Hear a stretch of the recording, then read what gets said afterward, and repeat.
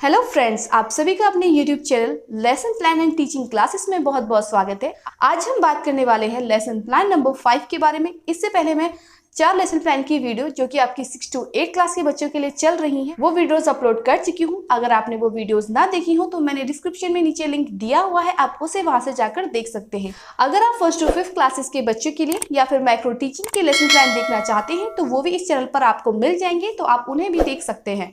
तो चलिए शुरू करते हैं। जो आज का लेसन प्लान है उसके लिए मैंने सब्जेक्ट रखा है कंप्यूटर। इससे पहले मैंने कंप्यूटर का कोई भी लेसन प्लान अपलोड नहीं किया है, तो ये पहला लेसन प्लान है मेरा कंप्यूटर सब्जेक्ट के लिए। तो सबसे पहले बात कर लेते हैं कि आज इस कंप्यूटर सब्जेक्ट का जो लेसन प्लान मैंने बनाया है उसमें मैंने टॉपिक क्या लिया है। तो आपका जो टॉपिक है वो है कंप्यूटर के अंग, यानी कि पार्ट्स ऑफ अ कंप्यूटर। जैसा कि मैंने अपनी पिछली वीडियोस में भी आपको बताया है कि आपको ये 5 कॉलम दे रखे होंगे और आपको उनको फिल करना है।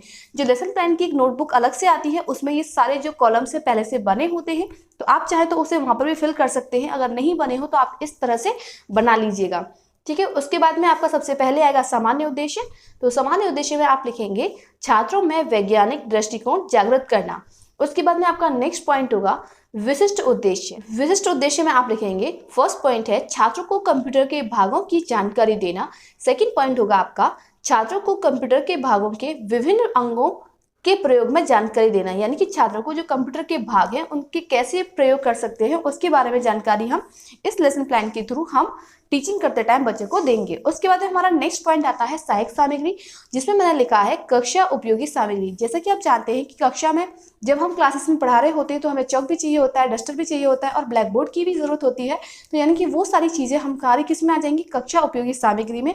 और उसके अलावा मैंने एक चार्ट लिया है जिस पर मैंने जो आपके पार्ट्स ऑफ कंप्यूटर हैं उनको बनाया है। तो क्या होगा, उस चार्ट से जो बच्चे हैं वो सीखने के लिए अट्रैक्ट होंगे, यानी कि उनको क्या होगा, इंटरेस्ट आएगा सीखने के लिए।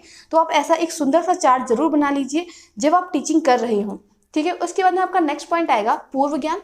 तो पूर्व ज्ञान में मैंने यहाँ पर लिखा है छात्र कंप्यूटर विषय की सामान्य जानकारी रखते हैं, यानी कि छात्रों को जो सामान्य जानकारी है कंप्यूटर के बारे में वो है। तो पूर्व ज्ञान के बाद में आता है आपका प्रस्तावना प्रश्न। तो प्रस्तावना प्रश्न में जैसा कि मैंने हर बार आपको बताया है कि 3 कॉलम बनाने हैं, जिसमें पहला होगा आपका क्रम संख्या यानी कि सीरियल नंबर। उसके बाद में आपका छात्र अध्यापिका प्रश्न, फिर छात्र छात्रा क्रिया या फिर उनके द्वारा दिए गए उत्तर। सबसे पहला प्रश्न मैंने यहाँ पर रखा है कि यह क्या है, यानी कि चित्र दिखाते हुए, यानी कि कंप्यूटर का चित्र दिखाते हुए मैं पूछूंगी कि यह क्या है। तो बच्चे क्या बताएंगे कि यह कंप्यूटर है। उसके बाद में मेरा सेकंड क्वेश्चन होगा कि कंप्यूटर क्या है। तो बच्चे बताएंगे कि एक इलेक्ट्रॉनिक मशीन है। उन्हें पूरी डेफिनेशन तो नहीं पता होगी कंप्यूटर ये करता है वो करता है, उन्हें नहीं पता होगा। तो उन्हें क्या है कि कंप्यूटर क्या है, एक इलेक्ट्रॉनिक मशीन है। उसके बाद में थर्ड पॉइंट होगा आपका कि कंप्यूटर के कौन कौन से अंग हैं। बच्चे को ये पता है कि जो कंप्यूटर है वो इलेक्ट्रिसिटी की हेल्प से चलती है, लेकिन उन्हें ये नहीं पता होगा कि कंप्यूटर के कौन कौन से पार्ट्स होते हैं। तो ये उनके लिए कैसा क्वेश्चन हो जाएगा, समस्यात्मक प्रश्न हो जाएगा, यानी कि जिसका आंसर बच्चों के पास में नहीं होगा। और इसी से हमारा जो उद्देश्य कथन है वो निकल कर आता है। तो जिसमें कि आपका उद्देश्य कथन हो जाएगा बच्चों आज हम कंप्यूटर के अंग के बारे में अध्ययन करेंगे, यानी कि जो उद्देश्य कथन है वो क्या होगा आपका कि बच्चों आज हम कंप्यूटर के अंग यानी कि पार्ट्स ऑफ कंप्यूटर के बारे में रीड करेंगे। उसके बाद में नेक्स्ट आपकी हेडिंग होगी पाठ प्रस्तुतिकरण, जिसमें आपको फिर से 3 कॉलम्स बनाने हैं, जैसे कि मैंने यहाँ पर बनाए हुए हैं।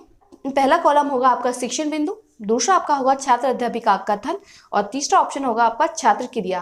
कुछ बच्चे चाहें अगर उनकी साइड में जगह हो तो आप श्यामपट्ट कार्य भी यहीं पर दिखा सकते हैं एक 4th कॉलम बनाकर, ठीक है। वरना आप अलग से भी श्यामपट्ट कार्य दिखा दीजिए। अगर आपको ब्लैक बोर्ड वर्क दिखाना है तो आप चाहें तो यहाँ पर एक और कॉलम बना लीजिए, उसके बाद ब्लैक बोर्ड वर्क दिखा दीजिए, वरना आप अलग से भी आगे दिखा सकते हैं ब्लैक बोर्ड वर्क को, ठीक है। तो यहाँ पर मैंने वो कॉलम नहीं बनाया है, मैं आगे ब्लैक बोर्ड वर्क दिखाऊंगी। तो देखिए यहाँ पर सबसे पहला पॉइंट मैंने लिखा है कि कंप्यूटर के अंग, यानी कि जो भी आपके टीचर्स होंगी पहले बताएंगे कंप्यूटर के अंग कौन कौन से होते हैं। तो कंप्यूटर के मुख्यतः 4 भाग होते हैं, जिसमें पहला कीबोर्ड, फिर माउस, फिर सीपीयू और उसके बाद में मॉनिटर। और जो छात्रों की क्रिया क्या होगी कि जो छात्र हैं वो ध्यानपूर्वक सुनेंगे व लिखेंगे। उसके बाद में हमारा सेकंड पॉइंट आता है कीबोर्ड, यानी कि सबसे पहले अब जो हमने बच्चे को अंग बताए हैं अब उसके बारे में क्या क्वालिटीज हैं उन अंगों की उसके बारे में बात करते हैं। तो जिसमें सबसे पहले हमारा आता है कीबोर्ड। कीबोर्ड के बारे में जो भी इस लेसन प्लान को पढ़ा रही होंगी, यानी कि जो टीचर अध्यापिका या अध्यापक होंगे वो उसके बारे में बताएंगे कि कीबोर्ड एक इनपुट डिवाइस है जिसके द्वारा प्रोग्राम एवं डाटा को कंप्यूटर में एंटर किया जाता है। यह टाइपराइटर के ही कीबोर्ड जैसा ही होता है, यानी कि जो टाइपराइटर का कीबोर्ड होता है उसके जैसा ही कीबोर्ड होता है। और बच्चे क्या करेंगे, इस चीज़ को ध्यान से सुनेंगे, अगर उनको कोई डाउट होगा तो वो टीचर से पूछेंगे। उसके बाद हम नेक्स्ट बात करते हैं अपनी अगली हेडिंग की ओर, जो कि है माउस। अब क्या होगा कि जो टीचर्स होंगी वो माउस के बारे में बताएंगी कि माउस कंप्यूटर का एक पॉइंटर डिवाइस है जिसका प्रयोग चित्र या ग्राफिक्स बनाने के साथ साथ किसी बटन या मेन्यू पर क्लिक करने के लिए किया जाता है।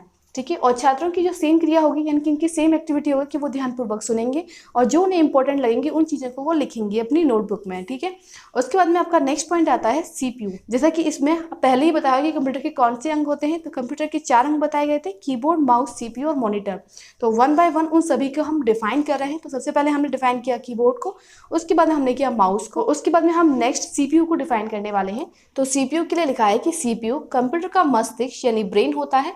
इसका मुख्य कार्य प्रोग्राम को चलाना या अन्य सभी घटक जैसे मेमोरी, कीबोर्ड और प्रिंटर आदि के कार्य को कंट्रोल करना होता है। यानी कि जो टीचर्स होंगी वो इस बात को बच्चों को अच्छे से समझाने की कोशिश करेंगी कि जो सीपीयू होता है वो क्या होता है, कंप्यूटर का माइंड होता है। और इससे क्या होता है कि जो सारे प्रोग्राम्स होते हैं इसी से कंट्रोल होते हैं। यानी कि अगर सीपीयू नहीं हो किसी कंप्यूटर में तो जो हमारे कंप्यूटर के प्रोग्राम्स हैं वो कंट्रोल नहीं हो पाएंगे। ठीक है, और छात्रों की सेम क्रिया होगी कि वो ध्यानपूर्वक सुनेंगे और अपनी उत्तर पुस्तिका में लिखने की यानी कि अपनी नोटबुक में लिखने की कोशिश करेंगी। उसके बाद मूव करते हैं अपनी लास्ट हेडिंग की, जो कि है आपकी मॉनिटर। यानी कि मॉनिटर के बारे में लास्ट डिफाइन करना है। तो मॉनिटर कंप्यूटर का मुख्य आउटपुट डिवाइस है। इसके द्वारा प्रयोगकर्ता और कंप्यूटर के बीच में संबंध स्थापित होता है। मॉनिटर डाटा और सूचनाओं को प्रदर्शित करता है। और छात्रों की क्रिया क्या होगी कि वो ध्यानपूर्वक सुनेंगे और अपनी कॉपी में जो इंपॉर्टेंट बातें हैं उन्हें लिखने की कोशिश करेंगी।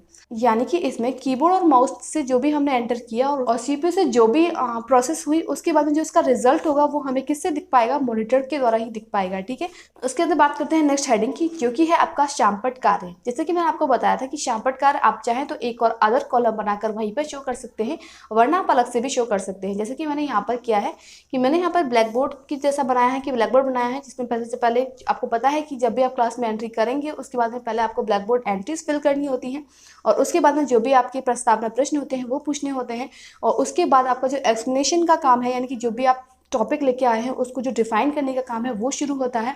और उसी के साथ साथ जो भी आपको टिपिकल वर्ड लगते हैं, जब आपको लगता है कि हमको ब्लैक बोर्ड पर लिख के बच्चों को समझाना चाहिए, वो आप ब्लैक बोर्ड का यूज़ करके समझाते हैं।